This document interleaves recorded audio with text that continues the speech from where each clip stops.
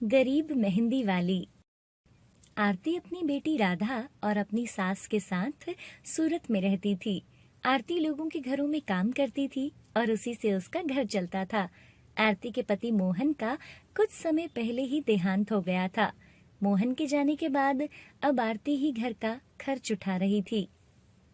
माँ जी, आज मुझे काम पर जल्दी जाना है। वो मोहिनी मैडम के यहाँ किसी खास रिश्तेदार की शादी है, तो आज उनको शॉपिंग के लिए कहीं जाना है, इसलिए मुझे जल्दी काम खत्म करके आना होगा। मैंने खाना बना के रख दिया है, आप और राधा खाना खा लेना।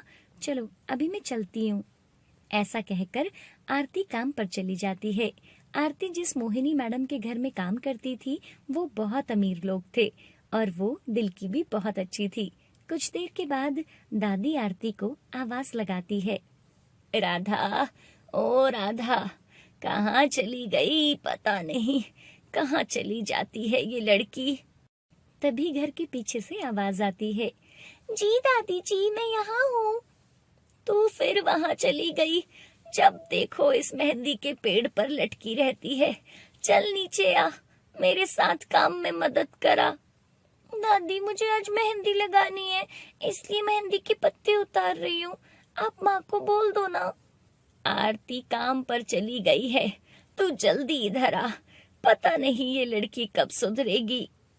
आरती के घर के पीछे एक बहुत बड़ा मेहंदी का पेड़ था जिसे उसकी दादी ने लगाया था और अब वो पेड़ बहुत बड़ा हो गया था। राधा जब छोटी थी तब वो अपनी दादी और अपनी माँ को त्योहार के समय मेहंदी लगाते हुए देखती थी, इसलिए अभी राधा भी पेड़ से पत्तियां उतारकर उन्हें अच्छे से कोन में भरकर रख लेती थी और उसके बाद अपने हाथों पर मेहंदी लगाती थी। राधा को मेहंदी लगाना बहुत पसंद था। तभी अचानक एक चीखने की आवाज सुनाई देती है, आह मम्मी! क्या हुआ राधा?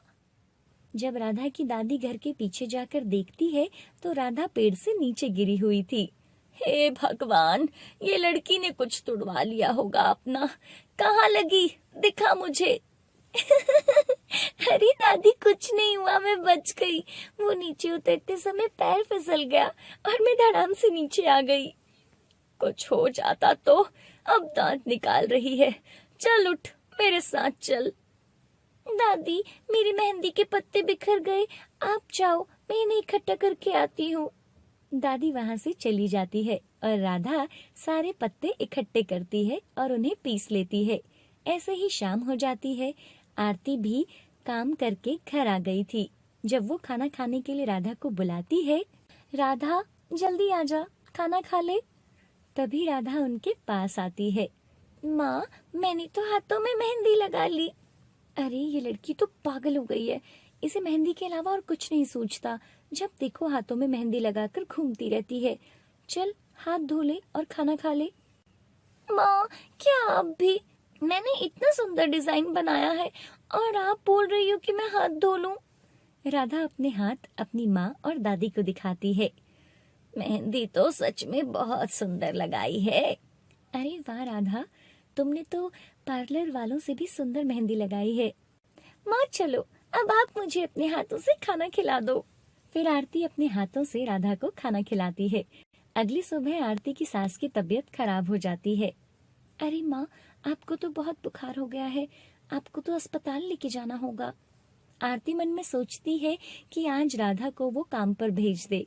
आरती जब राधा के पास जाती है और देखती है कि राधा फिर से मेहंदी के पत्ते पीस रही थी। राधा, तो ये मेहंदी के पत्ते छोड़, माँ जी की तबीयत बहुत खराब है, उनको बहुत तेज बुखार हो गया है, मैं उनको अस्पताल लेकर जा रही हूँ। आज तो मेरी जगह मोहिनी मैडम के घर पे काम पर चली जा और ध्यान से काम करना। बस माँ, सारे पत्ते पीस गए हैं, मैं अभी जाती हूँ। आरती अपनी माँ को डॉक्टर से चेक करवाती है और उनका ध्यान रखती है और दूसरी तरफ राधा भी मोहिनी मैडम के घर पर सब अच्छे से काम कर रही थी। तभी राधा को मोहिनी मैम की आवाज सुनाई देती है। वो फोन पर किसी से गुस्से से बोल रही थी। देखो, मैं तुम्हारा पार्लर बंद करवा दूंगी। तुम लोग ऐसे मौके पर मुझे मना कैसे कर सकते हो? मैं तुम लोगों को नहीं छोड़ूंगी। और वो गुस्से से फोन काट देती है। राधा उनको परेशान देखकर उनके पास जाती है और पूछती है, क्या हुआ मैडम जी, आप इतनी परेशान क्यों हो? मुझे कल शादी में जाना है और मैंने आज घर में पार्लर वाली को बुलाया था मेहंदी लगवाने के लिए, लेकिन ऐन मौके पर इन्होंने मुझे मना कर दिया। बोल रहे हैं कि शादियों की वजह से पार्लर में बहुत लोग आए हुए हैं, इसलिए वो यहाँ आकर मेहंदी नहीं लगा सकते। मैडम, अगर आप चाहें तो मैं आपको मेहंदी लगा सकती हूँ। क्या, तुम और मेहंदी? हाँ मैडम जी, मैं बहुत अच्छी मेहंदी लगा लेती हूँ। मैंने 2 दिन पहले ही अपने हाथ में मेहंदी लगाई थी, ये देखो। आप चिंता मत करो, मैं आपको बहुत अच्छी मेहंदी लगाऊंगी। मोहिनी को राधा की मेहंदी अच्छी लगी। मैंने कल घर पर कुछ मेहंदी के कोन बनाए थे, मैं वो लेकर आती हूँ। मोहिनी अपनी ड्राइवर को राधा के साथ भेज देती है और वो दोनों घर से मेहंदी लेकर आते हैं। राधा मोहिनी मैडम के हाथों पर बहुत सुंदर डिजाइन बनाती है। राधा ने जो मोहिनी मैडम के हाथों पर मेहंदी लगाई थी वो बहुत सुंदर थी। राधा, तुमने तो बहुत सुंदर मेहंदी लगाई है, ऐसे सुंदर डिजाइन तो पार्लर वाले भी नहीं लगाते। तुमने तो कमाल ही कर दिया। ये लो तुम्हारी मेहनत। नहीं मैडम जी, मैं ये नहीं रख सकती। अरे क्यों नहीं रख सकती, ये तो तुम्हारी मेहनत की कमाई है। मेरी उस पार्लर वाली के साथ 1100 रुपए की बात हुई थी, वो तो आई नहीं मेहंदी लगाने।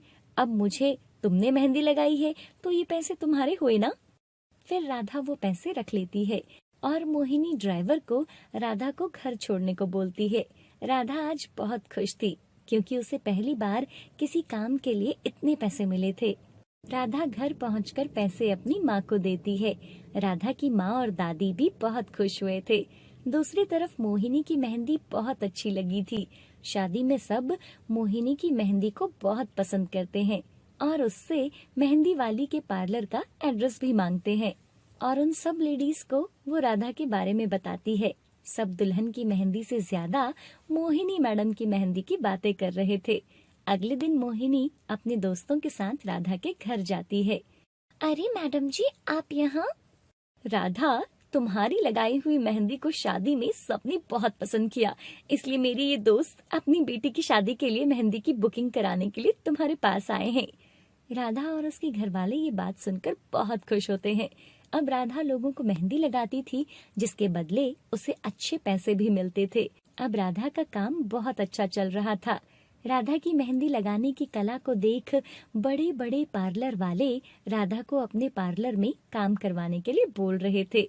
फिर राधा एक बड़े पार्लर में काम करने के लिए तैयार हो जाती है और वहाँ वो मेहंदी लगाने के बाद जो समय बचता था उसमें पार्लर का बाकी काम भी सीख लेती है। अब राधा मेहंदी लगाने के साथ साथ पार्लर का बाकी काम भी बहुत अच्छे से कर लेती थी। एक दिन राधा अपनी माँ को बताती है, माँ, मुझे मेहंदी के साथ साथ बाकी काम भी आ गया है। अब मैं अपना पार्लर का काम शुरू करना चाहती हूँ। अरे ये तो बहुत अच्छी बात है बेटा। मैं तुम्हें ज्यादा पढ़ा तो नहीं पाई, लेकिन तुम अपनी मेहनत और लगन से यहाँ पहुँची हो। तुम्हें जो सही लगे वैसे कर सकती हो, मैं तुम्हारे साथ हूँ। उसके बाद राधा अपना पार्लर शुरू करती है और उसके काम से लोग बहुत खुश थे। उसके पार्लर में दिन भर बहुत लोग आते थे और राधा की माँ आरती ने भी लोगों के घरों में काम करना बंद कर दिया था। राधा ने अब सब कुछ बहुत अच्छे से संभाल लिया था और वह तीनों बहुत खुश थे। नई बहू का टॉयलेट। रामपुर नाम के गांव में एक पायल नाम की लड़की अपने माता पिता के साथ रहती थी। पायल एक पढ़ी लिखी और बहुत समझदार लड़की थी। उसके पिता किसान थे और उसकी माँ गृहिणी थी। वो दोनों ही पढ़े लिखे नहीं थे, पर उन्होंने अपनी बेटी को खूब पढ़ाया लिखाया था और अब वो गांव के ही एक छोटे से स्कूल में पढ़ाया करती थी। माँ, मैं स्कूल जा रही हूँ। हाँ बेटा जा, पर स्कूल से सीधे घर आ जाना, आज कुछ काम है। क्या काम है माँ? कोई खास काम नहीं है, तू आराम से जा और शाम को जब आएगी तो सब पता चल जाएगा। ठीक है, मैं चलती हूँ, नमस्ते। पायल स्कूल चली जाती है। पूरा दिन स्कूल में बिताकर पायल जब घर वापस आती है तो देखती है कि उसके घर में कुछ मेहमान बैठे हुए हैं। माँ, ये लोग कौन हैं? ये लोग लड़के वाले हैं, तुझे देखने आए हैं। मुझे देखने? अरे ऐसे क्या हैरान हो रही है? अब तेरी शादी की उम्र हो गई है तो शादी तो करेगी ही ना। पायल मुंह धोकर कपड़े बदलती है और फिर लड़के से मिलती है। दोनों एक दूसरे को पसंद करते हैं और फिर उनकी शादी तय हो जाती है। कुछ ही समय गुजरता है और उनकी चिटमंगनी पट शादी हो जाती है। विदाई के समय पायल की माँ रोते हुए कहती है, बेटा राजू, मेरी बेटी का ख्याल रखना, हमने इसे बहुत नाजों से पाला है। जी माँ जी, बिल्कुल, आप बेफिक्र रहिए। पायल को अपने ससुराल में मायके की कमी बिल्कुल महसूस नहीं होगी। उसके बाद वो लोग पायल के ससुराल आ जाते हैं। रात गुजरती है और सुबह होती है। सुबह अंधेरे से ही पायल की सास रमा उसको आवाज लगाती है, बहू, अरे ओ बहू, जल्दी से उठ जा। पायल हड़बड़ी में उठती है और कहती है, अजी देखिए ना, माँ जी बुला रही है। हाँ, माँ तुम्हें ही बुला रही होगी शौच जाने के लिए। चलो जल्दी जाओ। शौच के लिए? पर क्यों? अरे बहू, जल्दी आओ, देर हो रही है। अरे सभी औरतें सुबह सुबह शौच को जाती हैं, तुम्हें नहीं पता क्या? पायल ये सुनकर चौंक जाती है और वो कुछ नहीं बोल पाती। वो चुपचाप उठती है और बाहर निकल जाती है। अरे बहू, मैं तुझे कब से आवाज दे रही थी। दरअसल माँ जी, मुझे नहीं पता था कि यहाँ ऐसा कुछ होता है, क्योंकि मेरे गांव में तो हर घर में शौचालय है। क्या? हर घर में शौचालय है? हमारे तो पूरे गांव में किसी घर में शौचालय नहीं है, इसलिए सभी औरतें सुबह सुबह रोशनी होने से पहले जंगल या खेत में जाकर शौच करती हैं। हाय राम, भगवान को बाद में याद करना, पहले शौच कर लो, अगर नहीं करी तो पूरे दिन करने को नहीं मिलेगी। पायल अपनी सास के साथ जाकर शौच तो कर आती है, पर उसे बहुत बुरा लगता है। वो वापस घर आकर राजू से कहती है, अजी आप घर में शौचालय बनवाइए ना, मैं ऐसे जंगल या खेत में शौच नहीं करने जा सकती। पर हमारे यहाँ तो ये सदियों से यही रिवाज है। ये भला कैसा रिवाज हुआ? और मैं शौचालय सिर्फ अपने लिए नहीं कह रही हूँ, ये सभी की भलाई के लिए है। खुले में शौच करना, उससे गंदगी होती है और गंदगी से बीमारियां बनती हैं। वो तो सब ठीक है, पर पिताजी नहीं मानेंगे। देखिए, पिताजी को समझाना आपको पड़ेगा ही। मेरे गांव में हर घर में एक शौचालय है। मैं आपके घर शादी करके आई हूँ, आपके लिए अपनी नौकरी छोड़कर आई हूँ, और इतना तो आप मेरे लिए कर ही सकते हो। शाम को समय निकालकर राजू अपने पिता से बात करता है। पिताजी, आपसे कुछ बात करनी थी। हाँ हाँ, बताओ क्या बात है। पिताजी, दरअसल बात यह है कि पायल घर में शौचालय बनवाने के लिए कह रही है, और उसके घर में बचपन से ही शौचालय था, इसलिए कभी वो ऐसे खुले में नहीं गई है। तो हम क्या करें? जब कोई लड़की शादी करके घर में आती है तो उसे उस घर के हिसाब से ही ढलना पड़ता है। ये बातें पायल भी सुन रही होती है और उससे रहा नहीं जाता। वो बीच में बोल पड़ती है, पर पिताजी, बात सिर्फ मेरी नहीं है। खुले में शौच करना किसी की सेहत के लिए अच्छा नहीं होता। राजू, अपनी पत्नी को समझाओ कि जब ससुर और पति बात कर रहे हो तो बीच में ना बोले। सॉरी पिताजी। अंग्रेज चले गए, सॉरी छोड़ गए।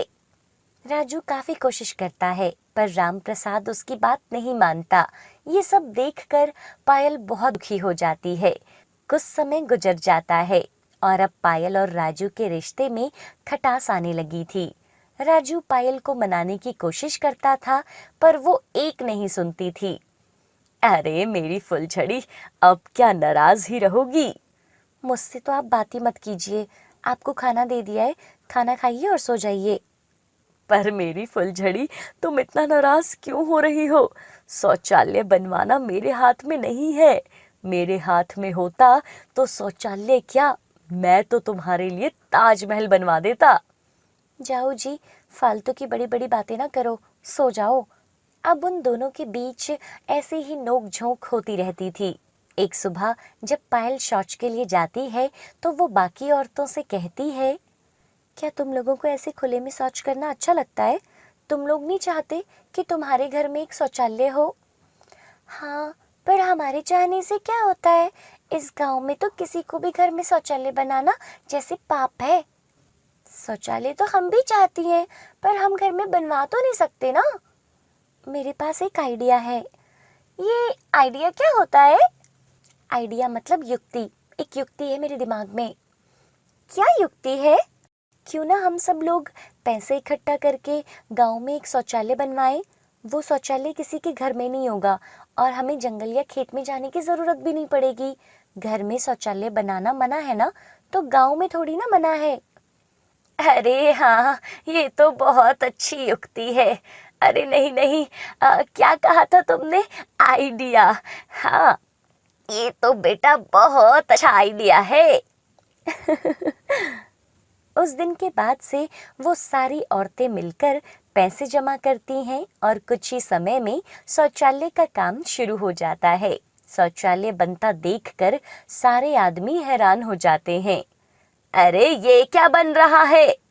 शौचालय बन रहा है। राम प्रसाद की बहू हमारे गांव में शौचालय बनवा रही है। छी छी। ये बात जब राम प्रसाद तक पहुंचती है तो वो उस जगह पर राजू के साथ आता है। शौचालय उस समय तक पूरा बन गया होता है।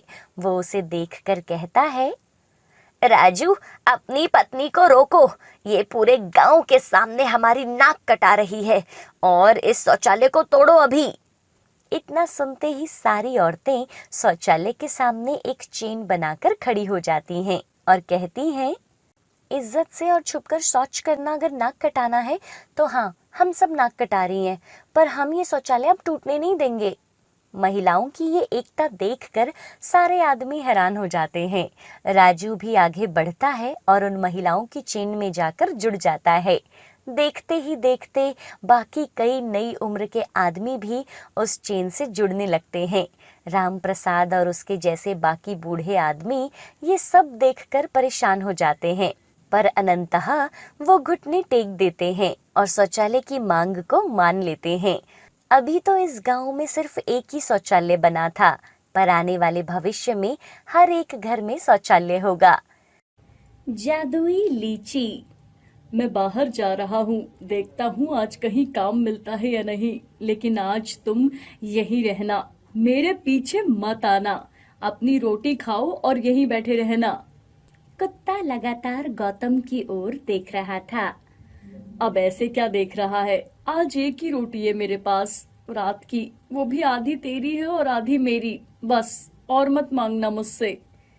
कुत्ता चुपचाप रात की बची रोटी खाने लगता है। गौतम भी रात की सूखी रोटी खाता है। अपने हाथ में से वो एक थैला लेकर घर से निकल जाता है। थोड़ा आगे जाकर जब गौतम पीछे मुड़कर देखता है तो कुत्ता उसके पीछे पीछे आ रहा था। अरे मोती, तुम्हें बोला था ना कि घर पर ही रुकना, मेरे साथ जाकर क्या करोगे? गौतम का इस दुनिया में कोई नहीं था। वो अकेला एक झोपड़ी में रहता था। उसके माँ बाप, भाई बहन कोई नहीं था। ये कुत्ता कुछ महीने पहले ही उसकी झोपड़ी पर आया था। तब से वो यहीं पर रह गया और वो यहाँ से कहीं नहीं गया। गौतम के साथ वो बहुत खुश था। गौतम उसे प्यार से मोती बुलाता था। अब गौतम कहीं भी जाता तो मोती उसके साथ ही जाता था। गौतम अपने खाने में से कुछ हिस्सा उसे देता और कुछ खुद खाता। गौतम के पास कोई काम तो नहीं था, लेकिन जब उसे काम मिलता उस दिन तो वो दोनों भरपेट खाना खा लेते। लेकिन जिस दिन काम नहीं मिलता तो दोनों को भूखा ही सोना पड़ता था। एक दिन की बात है, गौतम एक दुकान पर जाता है। मोती, तू बाहर ही बैठ, इतनी बड़ी दुकान है, यहाँ तो कोई ना कोई काम मिल ही जाएगा। मैं अभी आता हूँ। भाई, कोई काम मिलेगा क्या? अरे चल भाग यहाँ से, अपनी शक्ल देखी है भिखारी कहीं का। दुकान का मालिक गौतम को दुकान से बाहर निकाल देता है।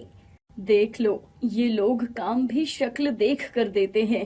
यहाँ खाने को तो पैसे हैं नहीं, अपनी शक्ल कैसे सुधारूं? और सूट बूट पहनने के लिए अगर पैसे होते ही तो क्या मैं इनके पास काम मांगता? पता नहीं भगवान ने आज का खाना हमारे हिस्से में लिखा भी है या नहीं। और वो दोनों वहां से चले जाते हैं। आगे गौतम को एक सेठ मिलता है।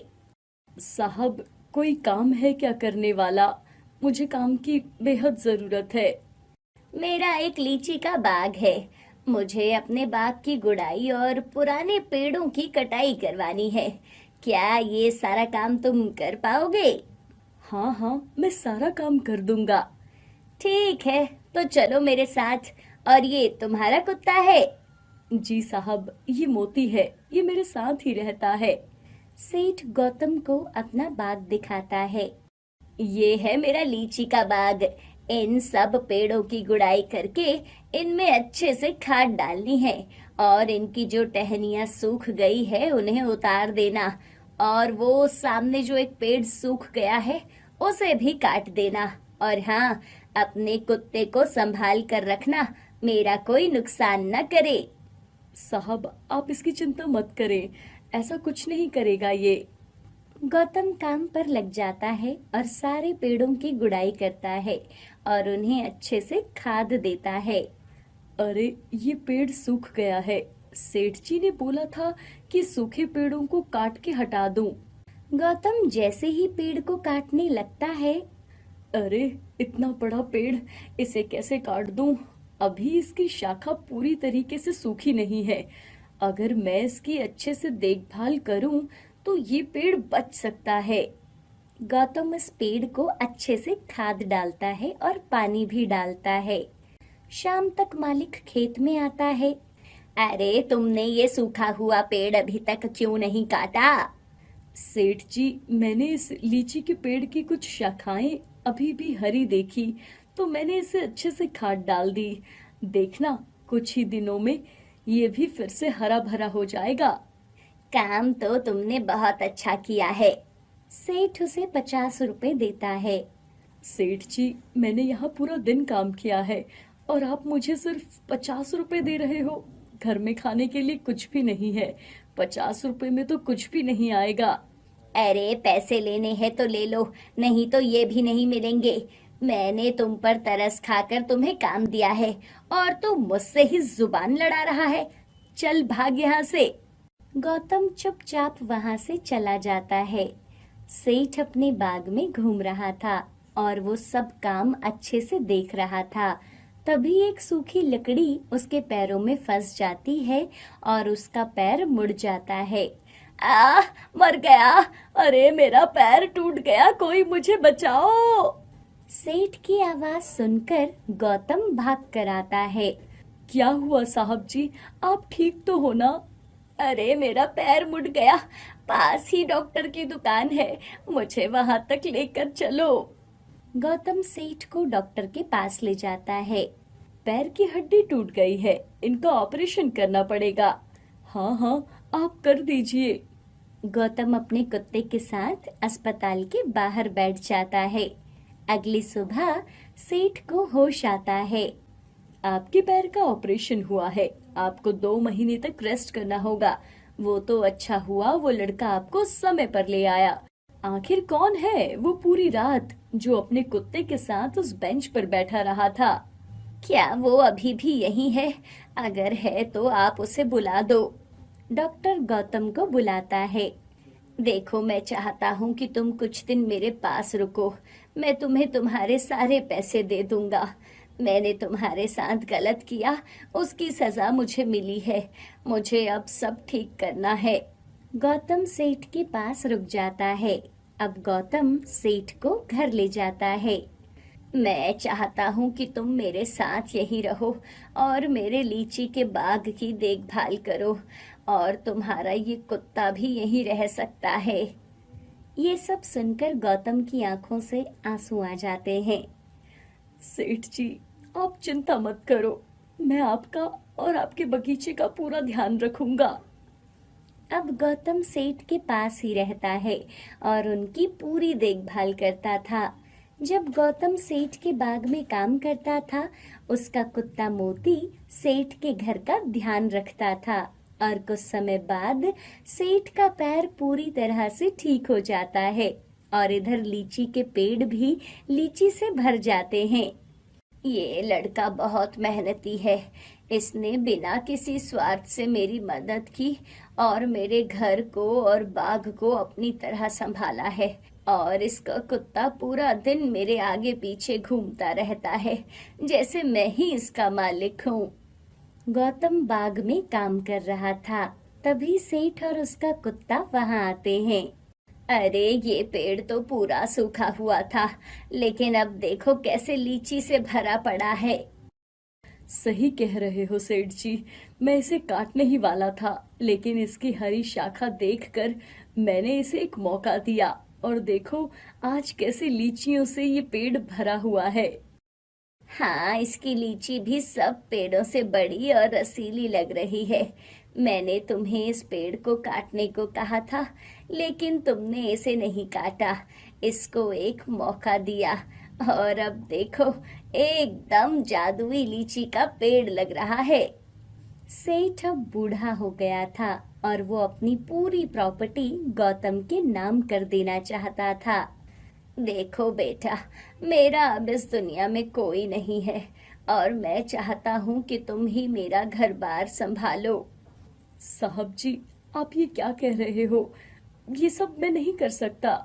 गौतम बेटा, जितना तुमने मेरा इन 2 महीनों में ध्यान रखा है, उतना तो मेरे बेटे अगले जन्म तक भी नहीं कर पाएंगे। मैं अपनी पूरी संपत्ति तुम्हारे नाम कर रहा हूँ, अब तुम ही यहाँ के मालिक हो। गौतम सेठ के पैर छूता है और सेठ गौतम को अपने गले लगा लेता है और वो सब खुशी से रहते हैं। हाय एवरीवन, आपको ये जादुई लीची की स्टोरी कैसी लगी हमें कमेंट करके बताना ना भूले। और हाँ, क्या लीची भी आपका फेवरेट फ्रूट है? अगर हाँ तो हमें कमेंट करके बताना ना भूले। और अगर आप हमारे चैनल पर नए हैं तो हमारे चैनल को अभी सब्सक्राइब कर लीजिए।